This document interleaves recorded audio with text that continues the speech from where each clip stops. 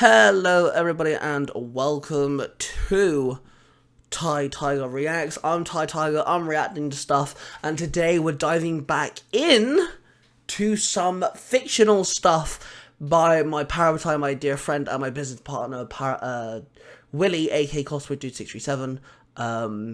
So of course, if you're new here, Kevin has left out some fantastic Bon appetit, fantastic sausage rolls, vegan sausage roll for the vegans, and of course, if you don't like any of them, then tough it. And if Kevin hasn't done that, then Kevin's gonna get a fucking thing. I'm gonna put a rune on his face that blows his brain off. Okay, so today we're diving in to a brand new storyline. This has its own YouTube channel. So this is Tales of the Cornwall Institute. This is a Shadowhunters story, in the world of Shadowhunters. Cosplay2637 has created its own storyline. It's actually based off me and my good friend Mark. It's based off our children. It's got, one of my characters from my stories in here, all sorts of stuff, and yeah, it works really well. So let's dive in and tackle, this story. It's about 80 minutes long. I will react to all the chapters that come out. So yeah, let's dive in. I am gonna just skip the song. Alex says. Mark Trafalgar sits patiently, his demeanor calm and composed despite the anticipation coursing through him. As the door swings open, Alex strides in, accompanied by his Parabatai, Jace Herondale. Mark, I'd like you to meet Jace. Alex says, gesturing towards Jace. Mark rises respectfully, nodding towards Jace. It's an honor. He acknowledges, his voice steady and respectful. Oh, I know it's an honor. Alec chuckles, breaking the tension in the room. Mark here is known for being very to the point. He remarks, a playful glint in his eyes. Jace smirks, a hint of amusement in his expression. I can see that. He replies, his tone tinged with jest. Alec's laughter subsides as he clears his throat, signaling a shift in the conversation's tone. Now, on to business. He says, drawing their attention. I want to reopen the Cornwall Institute, and I want you to head it. Mark's brows furrow slightly in surprise, his gaze shifting between Alec and Jace. The Cornwall Institute. He repeats, a hint of astonishment coloring his voice. Alec nods, his expression serious. Yes, it's a historic part of the Nephilim. He explains. And I believe it's time to bring it back to life. Mark's mind races with possibilities, his sense of duty and commitment to the Shadowhunter cause compelling him to consider Alec's offer seriously. After a moment of contemplation, he meets Alec's gaze with determination. I accept. Mark says firmly, his voice unwavering. Thank you for this opportunity.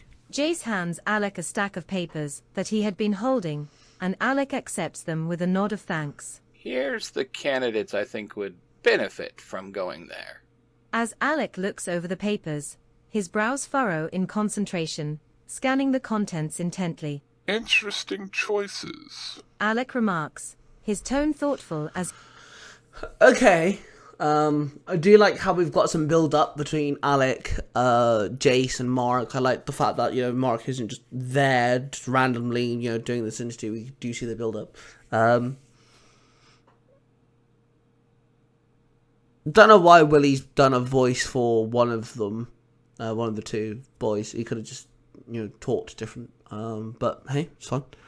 I'm curious. I am very intrigued. Don't know why, Sam. As he peruses the documents. Once satisfied, Alec nods in approval and passes the papers to Mark. Here are the first 3 that will be joining you there. He says, his voice carrying a note of confidence. Mark takes the papers, his eyes quickly scanning the names written on them. Ace Silverhood, Daisy Coleridge, and fresh from the academy, Logan Kingsmill.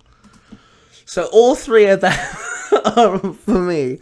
So Logan is the name of my son. And then Ace is a character of mine. I have a story called The Color Matrix, where Ace uses the color matrix, and he's able to sleep in the color matrix once uploading a universe, and he can put his consciousness into a different version of himself along the multiverse. Literally, the multiverse of all multiverses. Think of James Cameron's Avatar and Sword Art Online, using a machine to put your consciousness in another body. But this time around, it's on a multiversal level, thing. And that's literally the case here. Literally, Ace has been a Power Ranger in the world of the Jackie Chan adventures, Halo. He's Suicide Squad, Young Avengers. We've done Friday the 13th, Has Been Hotel, all sorts of shenanigans. And so that's why Willie's put Ace in this. Because he does it for all his stories, so at some point I can write a chapter within his stories. And then Daisy's actually the name of Ace's AI. Daisy's actually a name that I use for my fiance Nia, because she's my Daisy. So that's my nickname for her. And I started using Daisy in some of my stories. Hence we have Daisy. He reads aloud, a flicker of recognition crossing his features. Jace's smile broadens as he nods in confirmation. That's right. He says, his voice filled with certainty. They'll make a solid team. Mark nods in agreement, his mind already turning to the task ahead. Thank you, Alec. I'll make sure they're ready. He says, his voice resolute. Sheena, I'm curious to see how our friend Mark, the Red Horse Ranger, is doing. Ah, a good question, brother. We should check out his podcast. Mark has a podcast? Or Apple. We should definitely take a listen and... Comprising of Mark, Ace, Daisy, and Logan, arrives at the Cornwall Institute courtesy of a portal created by Clary. As they step through, dust billows up around them, settling on the neglected floors of the once grand establishment. Mark approaches the imposing doors, pushing them open with a creak that echoes through the empty halls. This place is a dump. Ace comments, his voice carrying a note of Well, I wonder who voice acted that character, Yeah, I'm in this. disdain as he surveys their surroundings. Over the next few weeks, the four of them work tirelessly to breathe new life into the Institute, each tackling a different aspect of its renovation. Logan, with his technical expertise, focuses on installing a computer system in the library, bringing the ancient collection of books into the modern age. His fingers fly over the keyboard as he navigates the intricacies of technology, determined to make the Institute. I love how Willie's made Logan the tech expert, because obviously Logan uses a device to travel, like my Logan travels around the multiverse. I like that. Resources accessible to all. Daisy, the bookworm of the group, throws herself into the task of organizing and updating the library's vast collection. With meticulous care, she dusts off forgotten tomes, cataloging them with precision and care, ensuring that no knowledge is lost to the ravages of time. Meanwhile, Ace rolls up his sleeves and gets to work in the weapons room, sorting through the arsenal of blades, bows, and seraph blades with practiced efficiency. His muscles ripple beneath his shirt as he hefts weapons, testing their balance and edge, his determination to arm the Institute's defenders evident in every move. And finally, Mark turns his attention to the greenhouse, transforming it from a neglected space into a vibrant oasis of greenery and life. With skilled hands and a keen eye for design, he tends to the plants, arranging them with care and precision, creating a tranquil retreat for the Institute's inhabitants. Together, the four of them... Okay, I knew already somewhat what Willie was doing with this, but I didn't realise we'd see the whole build-up to it. That's kind of cool. breathe new life into the Cornwall Institute, their combined efforts turning it from a forgotten relic into a thriving hub of Shadowhunter activity. And as they stand together, surveying their handiwork, a sense of pride and accomplishment fills the air, a testament to their dedication and determination to make a difference in the world. Oh, jeez. Ew. Yeah, that's my channel, Tiger Tales, by the way. I write stories and fan fictions, so you might want to... Did you hear that? Yeah, what was that? That was a tiger's roar, my dear Eric, and I believe that means that soon we will have a new episode of Tiger Tales on YouTube. Yeah, I write stories on YouTube, by the way. Tiger Tales. I've actually got 5 different channels of Tiger Tales. A year has passed since Mark Trafalgar took the reins of leadership at the Cornwall Institute, and under his guidance, the institute now thrives with great proficiency. Jace and Clary, having visited the institute on occasion, commend Mark and his team for their remarkable work. Today, however, holds special significance for Mark, as his daughter, Isla, is set to return from the academy.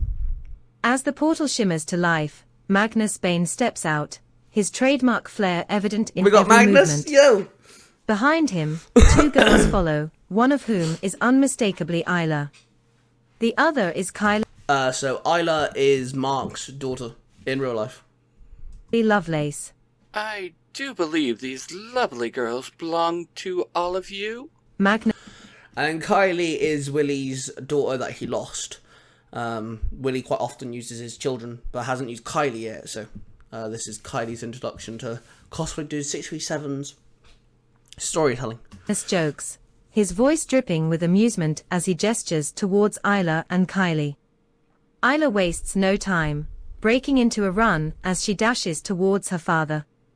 With an affectionate smile, she wraps her arms around him in a tight embrace, a rush of warmth flooding through her as she feels his familiar presence.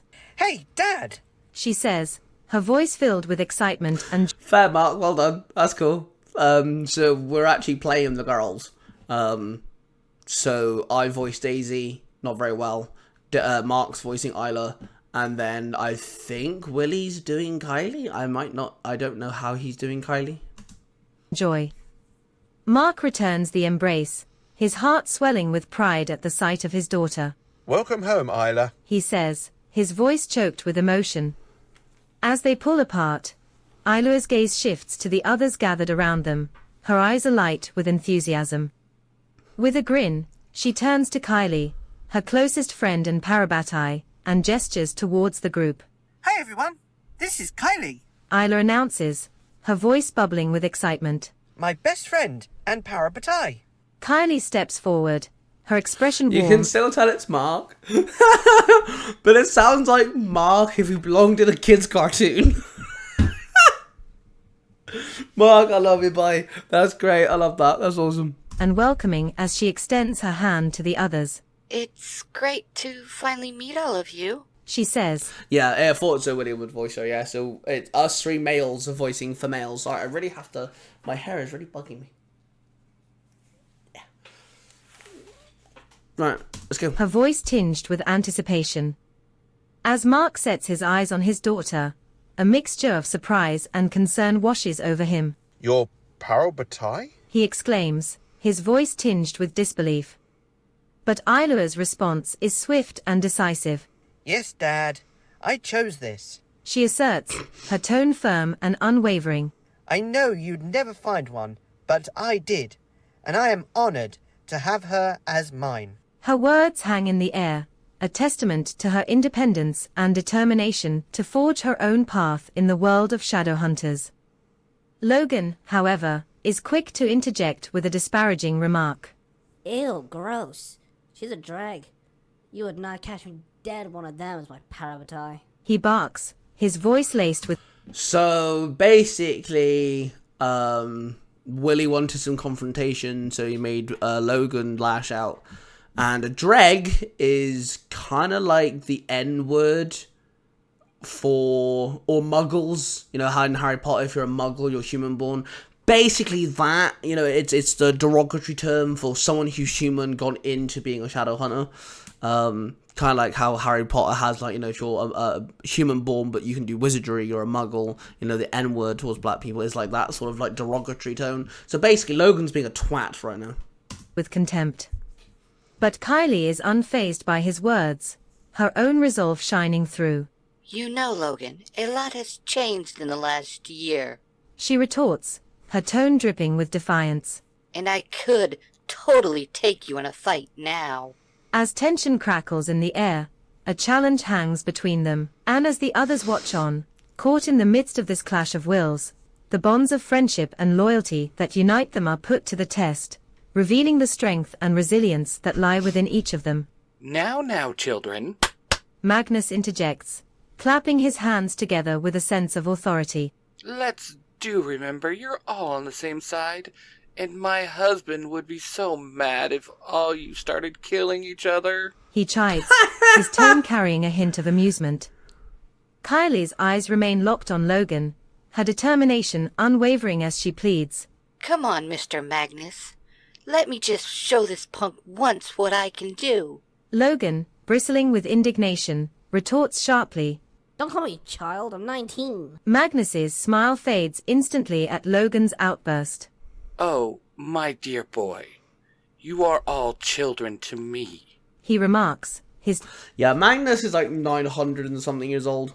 So, like, they are literally all children. They're still sperms by this point.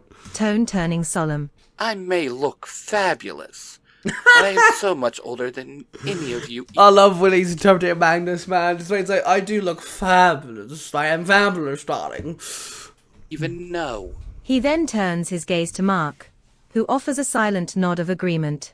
Tell me, who is the weapons master here? Magnus inquires. That would be me. Ace declares confidently, stepping forward with a sense of pride. I love how bored I sound. Why did I do A so monotone? Yeah, that'd be me. Uh-huh. Yep. 2 pasties and a spring roll, please. You know, why is he so bored? Magnus nods approvingly.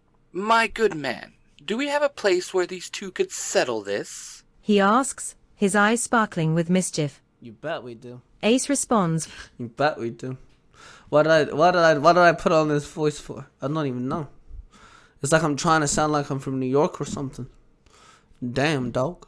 With a grin. That's how I'm gonna do Ace from now on. I'm gonna do Ace like he's a chilled out, you know, motherfucking gangster. Like he's just chilled. You know, that's how I'm gonna do Ace from now on.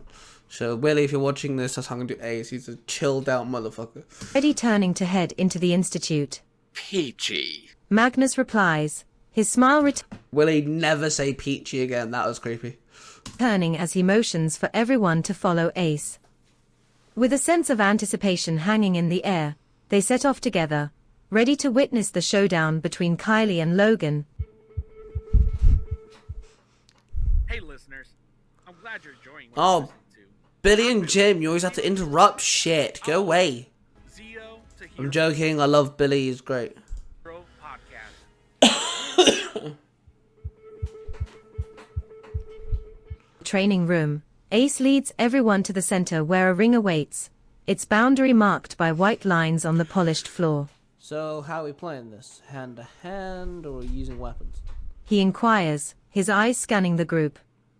Logan, his expression determined, gestures to Kylie, allowing her to make the choice. With a nod of agreement, Kylie ups for hand-to-hand combat, her confidence shining through. Ace nods in approval, his lips curling into a grin. All right then. He says, his voice carrying a hint of excitement. The first to tap out or gets pinned loses. As Logan and Kylie step into the ring, Isla watches from the sidelines, her eyes alight with anticipation. With a cheer, she rallies behind Kylie, her voice echoing through the room.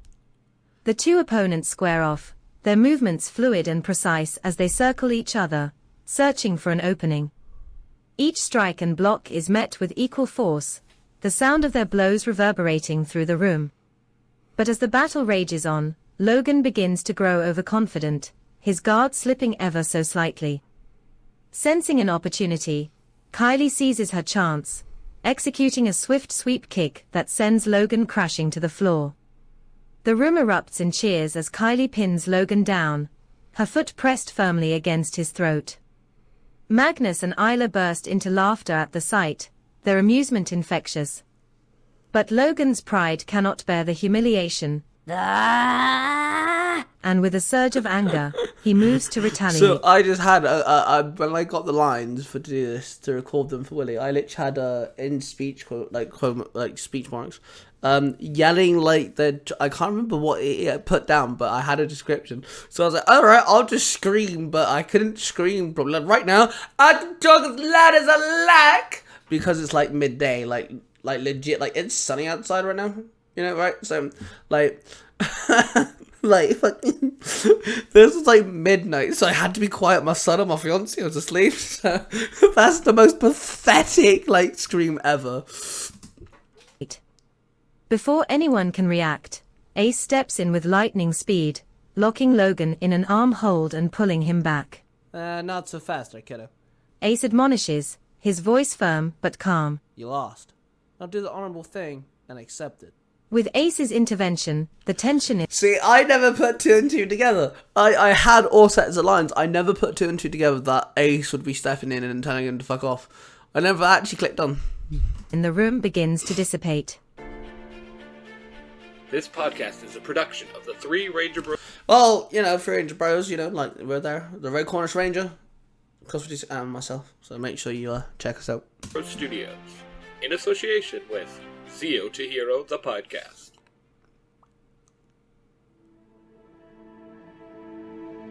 Thank you all for listening to that story. I hope you enjoyed it. Just a reminder that all my fanfictions are just that, fanfictions, and does not mean to anything nerdy you think you have ever talked about. I guarantee they have an episode about. Miss you. Underscore Baba Yaga, Justin. Everyone I just named, it has been a huge supporter to me and my podcast. And if you can, go give them a follow. It would mean the world to me. So yeah, he shouts out the Zero to Hero podcast, the If You Give a Dad a podcast. He shouts out A Crown, Beauty Baba Yaga, there's Neon Lights, our friend Tony, Mark and me, a few others as well. So make sure like you check out the Zero to Hero Discord, Zero to Hero podcast. And, you know, we're all attached to that basically. To me. Thanks a lot. Until next time, guys. So, that is the Tales of the Court Issue Chapter 1, which he didn't actually name it Chapter 1. Willie, fix that. By the time this video comes out, that should have been fixed. So, yeah. Honestly, I liked it. I liked the first half. We got build up. I didn't realize there was a build up. I didn't actually realize it'd be 18 minutes long. I knew there was a couple, like, promos, but I didn't realize it'd be that long. Yeah, so far so good. Like, nothing major's happened yet. So, kind of like Ghost when I reacted to that. You know, I know when the second episode's coming out. But, like, so far nothing major's happening. Like, nothing major's happening. But I cannot wait for him to start this and actually get the ball rolling. So, this is all OCs, which Cosplay Dude doesn't do. He doesn't do OCs. He does, you know, already stated characters.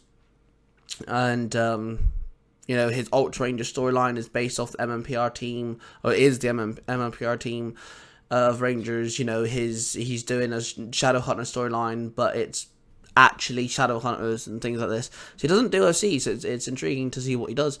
Anyway, thank you guys for tuning in. Don't forget to hit that like button, subscribe button, and notification bell so you guys don't miss another video. If Kevin didn't let out those sausage rolls, I'm going to literally I'm going to rip his brain out. Roar of Passion, everybody. I love you all, and of course, make sure you check out the Tales of the Cornish Institute. Subscribe to that channel, and yeah, I love you all. Roar of Passion. I shall see you guys in the next one. Bye.